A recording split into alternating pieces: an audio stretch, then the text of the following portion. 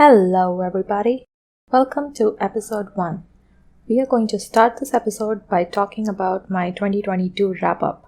So, 2022 has been an amazing year for my reading goals. I started the year with a reaching goal of reading 20 books, and I'm ending it having read 30 books. That is a crazy number for me personally. So, here I am to talk about all the books that I read this year and what I learned from it. In January, I read 2 books. Breaking the Habit of Being Yourself by Dr. Joe Dispenza and Attitude is Everything. Attitude is Everything was a really short book and I don't remember much of it, but Breaking the Habit of Being Yourself was a tremendously informational book. It talked about how your thoughts and words can create patterns and that you are just a collection of these patterns. So if you really want to change yourself, you have to change your patterns. This book was an eye-opener, and I have since then recommended it to a lot of my friends. In February, I only read 1 book. It's All of Us Villains. This book kind of felt like a more boring version of one of those shonen battle animes that I used to watch when I was younger. I just found this book to be very, very boring and very, very dragged out for no reason. There is a sequel book which I have heard is better, but I'm not gonna read it simply because I didn't like this one to begin with. March was a good reading month for me. I read the first 2 books in the Artemis Fowl series in literally a week. I had never read the Artemis Fowl series as a kid, and so this time I was very excited to read it, and I felt that I could still enjoy it even as an adult, which was a surprisingly happy discovery all the same. I also read Stolen Focus and Deep Work. It was great reading these 2 books so close to each other because they have complementary topics. One is about focusing and the other is about using the focus to get a lot of work done. I learned a lot from these 2 books, and I have also incorporated a little bit of deep work into my daily life, and I'm definitely seeing the benefits of the same. In March, I also read Show Your Work, which was a short and inspirational read. In April, I read the book The Kabbalion, which, to be very frank, I don't think I understood it very well, or understood it at all for the matter. I might have to read this book again to actually fully grasp it, but whether I will or will not is an entirely different matter. I also read the 3rd book of the Artemis Fowl series, which also I found fun. I also read this book, which was called How to Manage Your Boss. This was a book which was gifted to me because in April I had gotten a new job, so I was gifted this book. I read this book and I found out that it was a book which was written in the early 90s. And it had very useful advice. Yes, I definitely did think it had a lot of useful advice. But I also thought that there was a lot of things in it which, probably does not work in the current environment, so to speak. And then in May, also, I read a variety of books. I read The Richest Man in Babylon. I read Before the Coffee Gets Cold. I read Goodbye Again. And then I read The Marriage. All of which are completely different genres.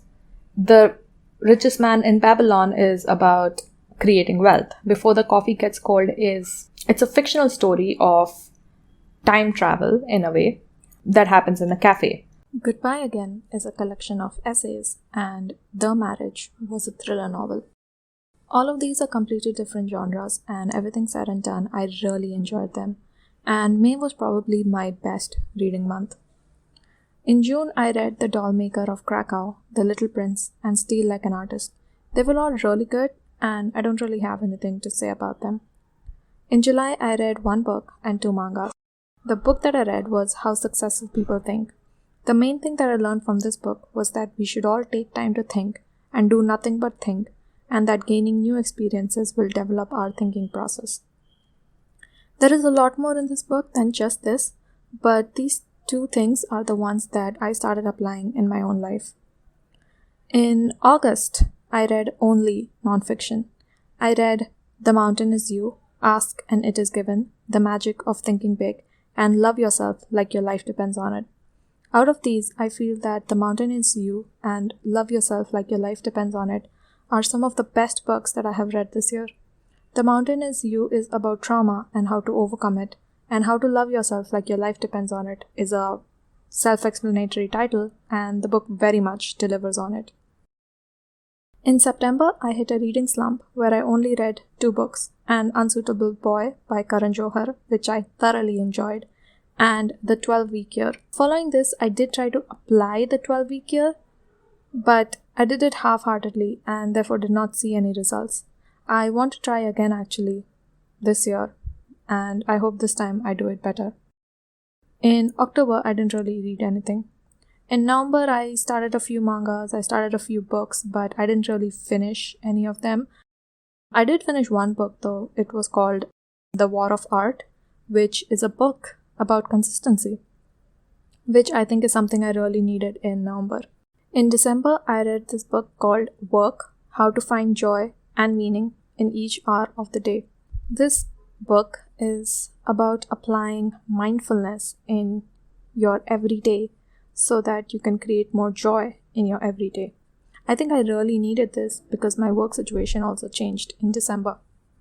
I also read this book called Rich as F by Amanda Frances, which is a book about aligning your mindset to money.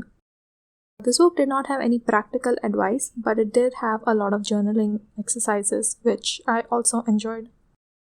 So finally, in conclusion, I want to say that 2022 was a successful reading year for me, and I want to continue the same in 2023.